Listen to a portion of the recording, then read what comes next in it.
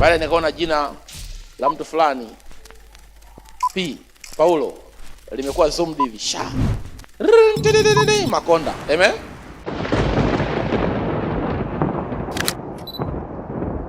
Katika ibada ya Jumapili ya tarehe 16 mwezi wa 8 mwaka 2026, ibada yenye mlengo wa kinabii unaosema unabii mzito kuhusu Tanzania sehemu ya pili.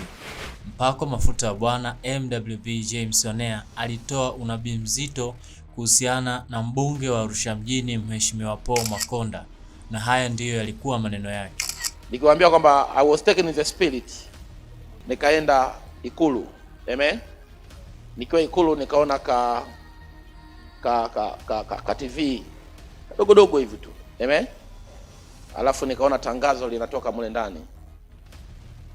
Nikasikia sauti inasema, kwenye huu mustakabali wa maliziano ya kitaifa tunahitaji mwakilishi wa vijana.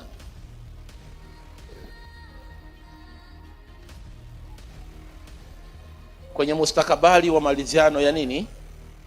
Ya kitaifa tunahitaji mwakilishi wa nini? Wa vijana. Alafu nikaa naona mashauri yanapita. Amen.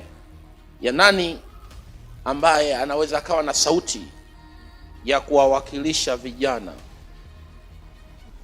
Hii ni discussion ambayo nilikuwa naiona kwenye kaskrini kadogodogo hivi. Amen.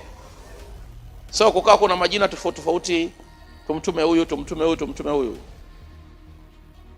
Baadaye nikaona jina la mtu fulani P Paulo limekuwa zoomed hivi sha Makonda. Amen.